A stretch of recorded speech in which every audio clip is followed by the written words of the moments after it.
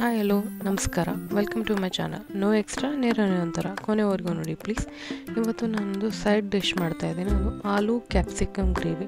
ಇದು ಪೂರಿ, ಚಪಾತಿ, ದೋಸೆ ಹಾಗೂ ಅನ್ನದ ಜೊತೆಗೂ ಚೆನ್ನಾಗಿರುತ್ತೆ. ಇದು ಹೇಗೆ ಮಾಡೋದು ಅಂತ ನೋಡೋಣ. ಫಸ್ಟ್ ಇಲ್ಲಿ ನಾವು ಒಂದು ಮಸಾಲೆ ರುಬ್ಕೋಬೇಕು ಗ್ರೇವಿಗೆ. ಅದು ಬೇಕಾಗಿರೋ ಐಟಮ್ಸು. ಈಗ ನಾನು ಅದನ್ನು ಫಸ್ಟು ಹುರ್ಕೋತೀನಿ, ಅದನ್ನು ಒಂದೊಂದಾಗಿ ಹೇಳ್ತಾ ಹೋಗ್ತೀನಿ. ಫಸ್ಟು ಇಲ್ಲಿ 2 ಟೀ ಸ್ಪೂನಷ್ಟು ಎಣ್ಣೆ ಹಾಕ್ಕೊಂಡು ಅದಕ್ಕೆ ಒಂದಿಷ್ಟು ಚಕ್ಕೆ, ಒಂದು 4ರಿಂದ 5 ಲವಂಗ, ಒಂದು ಮರಾಠಿ ಮೊಗ್ಗು, ಒಂದು ಸ್ವಲ್ಪ ಬೆಳ್ಳುಳ್ಳಿ ಇದೆಲ್ಲ ಹಾಕ್ಕೊಂಡು ಸ್ವಲ್ಪ ಹುರ್ಕೊಳ್ಳಿ.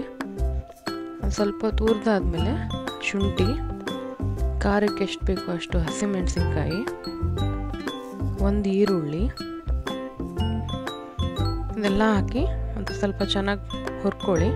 ಅದು ಸ್ವಲ್ಪ ಹುರಿದಾದ್ಮೇಲೆ ತೆಂಗಿನಕಾಯಿ ನಾನಿಲ್ಲಿ ಕಟ್ ಮಾಡಿ ಹಾಕೋತೀನಿ, ನೀವು ತುರಿದು ಆದರೂ ಹಾಕೋಬೋದು. ಇದೆಲ್ಲ ಚೆನ್ನಾಗಿ ಹುರ್ಕೊಂಡು ಕೊನೆಗೆ 2 ಟೀ ಸ್ಪೂನಷ್ಟು ಬಿಳಿ ಎಳ್ಳು. ನೀವು ಇದಕ್ಕೆ ಗೋಡಂಬಿನೂ ಹಾಕೋಬೋದು ಎಳ್ಳು ಬದಲು. ಎಲ್ಲ ಹುರಿದು ಒಂದು ಪ್ಲೇಟಿಗೆ ತೆಗೆದಿಟ್ಕೊಂಡು ಮತ್ತೆ ಅದೇ ಪ್ಯಾನ್ಗೆ ನಾನು ಇಲ್ಲೊಂದು 4 ಟೊಮ್ಯಾಟೋನ ದಪ್ಪಕ್ಕೆ ಕಟ್ ಮಾಡಿ ಅದೇ ಪ್ಯಾನ್ಗೆ ಹಾಕಿ ಹುರಿತಾ ಇದ್ದೀನಿ. ಒಂದು 4ರಿಂದ 5 ನಿಮಿಷ ಹುರಿದ್ರೆ ಸಾಕಿದ್ದು, ಯಾಕೆಂದರೆ ಸ್ವಲ್ಪ ಸಾಫ್ಟ್ ಆಗಲಿ ಅಂತ, ಅದು ಹುರಿದು ಟೇಸ್ಟ್ ಚೆನ್ನಾಗಿ ಬರುತ್ತೆ ಅಂತ.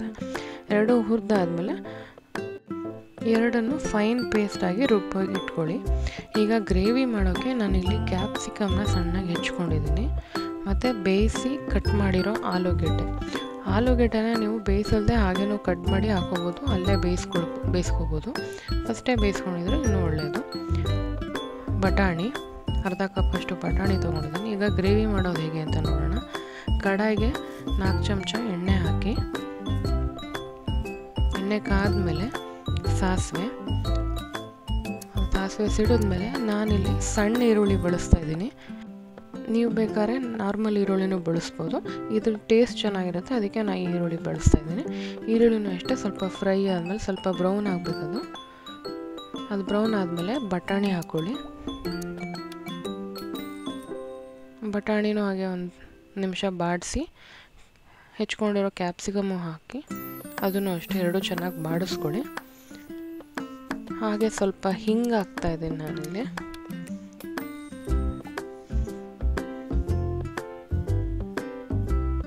ಇವೆಲ್ಲ ಹಾಕಿ ಚೆನ್ನಾಗಿ ಬಾಡಿಸಿ 1-2 ನಿಮಿಷ ಕವರ್ ಮಾಡಿ ಒಂದು ಬೇಯಿಸಿ. ಅದಾದಮೇಲೆ ತೆಗೆದು ಮತ್ತೆ ಅದಕ್ಕೆ ಒಂದು 3 ಟೇಬಲ್ ಸ್ಪೂನಷ್ಟು ಸಾಂಬಾರು ಪೌಡರ್ ಹಾಕಿ,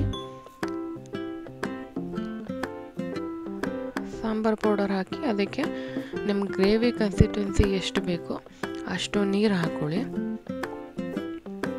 ನಾನಿಲ್ಲಿ ಒಂದು 2 ಕಪ್ಪಷ್ಟು ನೀರು ಹಾಕ್ತಾಯಿದ್ದೀನಿ. 2 ಕಪ್ಪಷ್ಟು ನೀರು ಹಾಕಿ ಚೆನ್ನಾಗಿ ಮಿಕ್ಸ್ ಮಾಡಿ ಅದು ಕುದಿಯಕ್ಕೆ ಬಿಡಿ. ಅದು ಚೆನ್ನಾಗಿ ಕುದಿಬೇಕು, ಜೊತೆಗೆ ತರಕಾರಿಗಳು ಅಲ್ಲೇ ಬೇಯಿಸ್ಕೋಬೇಕು ನಾವು.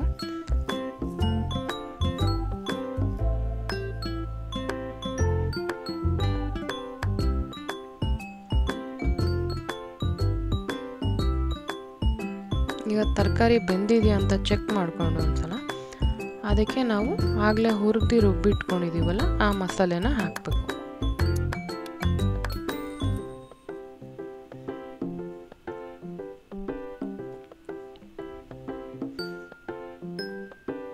ಮಸಾಲೆನ ಹಾಕಿ ಚೆನ್ನಾಗಿ ಮಿಕ್ಸ್ ಮಾಡಿ ಅದನ್ನು ಅಷ್ಟೇ ಸ್ವಲ್ಪ ಕುದಿಯಕ್ಕೆ ಬಿಡಿ.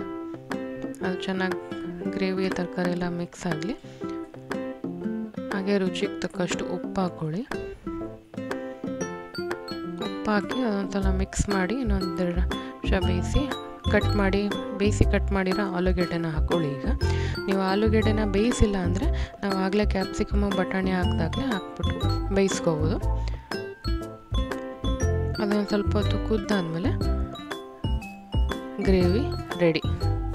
ಇದನ್ನು ದೋಸೆ, ಚಪಾತಿ, ಪೂರಿ, ಬಿಸಿ ಅನ್ನದ ಜೊತೆಗೂ ತುಂಬ ಚೆನ್ನಾಗಿರುತ್ತೆ. ನೀವು ಒಂದ್ಸಲ ಈ ರೆಸಿಪಿನ ಟ್ರೈ ಮಾಡಿ ಹೇಗೆ ಬಂತು ಅಂತ ತಿಳಿಸಿ.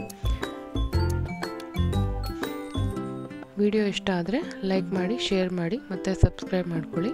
ಮತ್ತು ನೆಕ್ಸ್ಟ್ ವಿಡಿಯೋದಲ್ಲಿ ಸಿಗ್ತೀನಿ. ಧನ್ಯವಾದಗಳು. ಬಾಯ್.